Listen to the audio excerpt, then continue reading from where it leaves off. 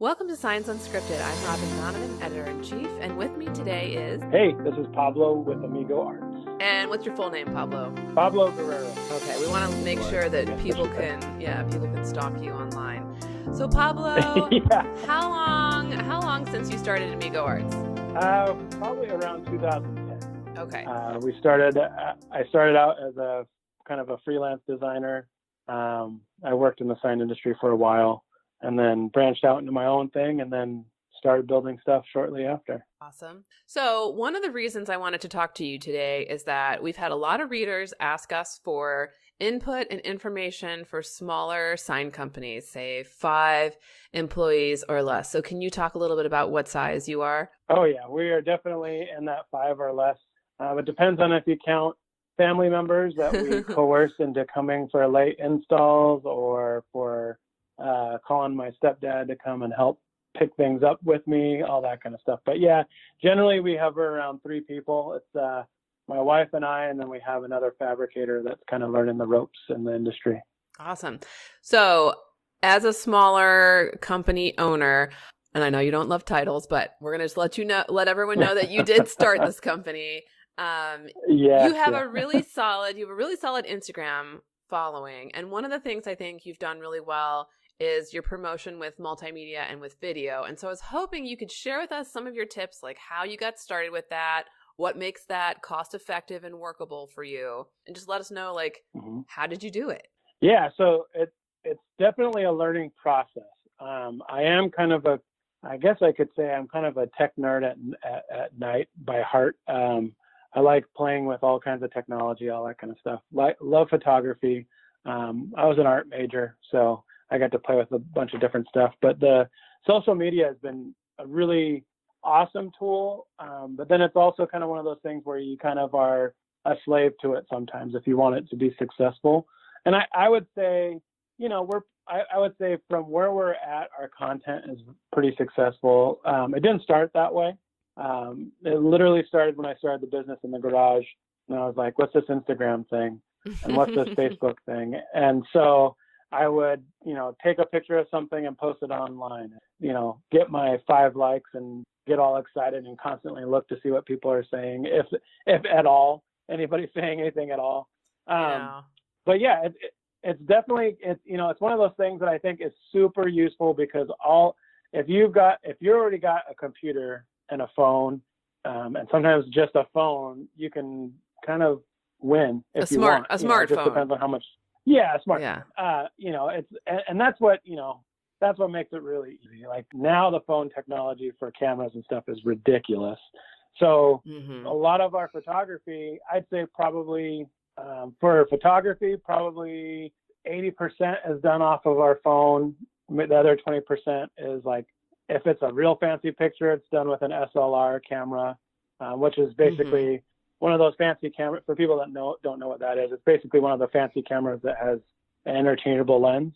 The video stuff, I started out all on like hardcore budget, like super budget. So all I wanted to do is I first started with literally, I'm kind of scrolling down on my Instagram profile to see if there's any old videos that way, but literally I used a phone that we didn't use anymore, and I would set it up in my home shop and just set it on time lapse or set it on video and have it take video as I was working. And then at night when I just got there, I would sit there and process it all and try to edit everything.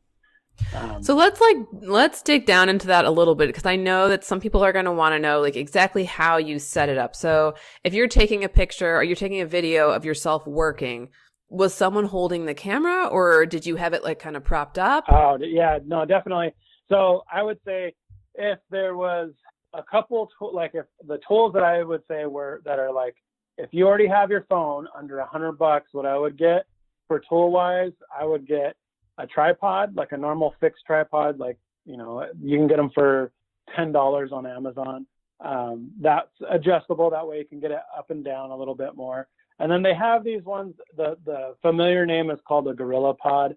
It's basically one of those, it's basically one of those tripods that you can like flex it and tie it off to a pole or tie it off to something else. If you have one of those are really cool because then you can get really dynamic shots. I think that's part of where there's kind of a big difference, from like someone just taking a picture. And I know in the magazine there was an article a couple months back about how to take photography, with lighting and stuff like that. And that's huge. I mean, if you can, it is, if you can use the rule of thirds, if you can play with foreground, background, if you can get the lighting right. Yeah. So it's like the other thing. So like a really cheap, easy way of doing it. Like you can go and get like the lighting kit off Amazon or eBay for like $40, which is cool. But to be honest, a lot of, in photography and videography, they call it run and gun a lot, because what happens is I don't have time to set up all that stuff. And then I feel like I'm spending more time setting up the shot than I am actually getting the shot or doing the work. Right. And so if you just have some of these low, like easy stuff. So like what I did is I went out to my local hardware store and I bought they're kind of like the old school shop light. They have a clamp on it and a big aluminum bowl and with like one incandescent light. If you throw that in there and kind of clamp it around your space and put lighting to you, that makes a huge difference. If you want to go a step further, you can get the fancy bulbs that don't flicker on camera, but then you're kind of starting to get a little bit more detailed, I guess. But, I think you could get all three of those things for easily under $100. You could probably get all three of those things for under $50. And it's a low barrier to entry, right? Because I want to say the Gorilla Pod thing, which of course we cannot say we're officially endorsing here or anything, but that's just one that you've used. I want to say is $25 to $50. Oh, is that about totally. Right? And you can get the ones, like I said, off of different websites that are not that name brand for less. And and so like that's the other thing. So I started using my phone camera. And then I wanted to go to that, action camera style, I guess, without using any names. And there's, I don't know if that's cool if I can like use the names of the stuff that I use, only for the that's fine. Okay, only for the reason that I did it on a budget. So, for instance, there's a camera called a Yi action camera. It's YI. Those cameras are like half the price of a GoPro, but in reality, they use the same optics. And so the first camera I bought I think it was $89, and it was a 1080p camera, but it did 60 frames per second, which is, it's kind of like when you look at a high HD video, the higher frame rate means like the crisper image. A lot of, like, if you look at cinematic movies, they shoot at a lower frame rate and everything looks a lot smoother. So it's kind of like, you kind of have to play with those kind of things too once you get going. But that was my first camera, quote unquote, camera that I got for shooting video. And I literally bought that for, I think it was like $89. And then I bought the kit where it's all the action camera accessories for like $20. And you could, it comes with a suction cup and a waterproof case and all that kind of junk. And literally it's like, okay, guess what? I'm going to walk around with a action camera strapped to my either welding hood or my, face shield and take video as I'm doing something. And it just gave such more of a dynamic kind of image that I don't think everyone sees. People. No, I agree. And that's the hard thing, like at one point I was, coached and said, not everyone wants to see how the sausage is made, but they'll eat the sausage kind of a thing. And then it's like, well, yeah, that's true. But at the same time, I think today people are really into, what's the word I'm looking for? They're really into like behind the scenes. Yeah. Like the procedure and like what's going on, and like the process. That's the word I'm looking for. People are all about the process. And, and that's like a fine line, because we design and make everything. I would say 95% of the stuff that comes out of our shop is designed by us, me and my wife.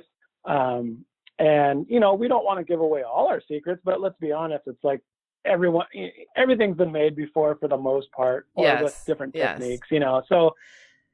And you're establishing yourself as an expert by doing that and creating a marketing tool as well. Right. And so I think kind of what we can learn from you is that it doesn't require a national shop or even a large shop at all with some huge marketing budget. With about $100, you can make a promotional video showing your work, and it doesn't even have to be long.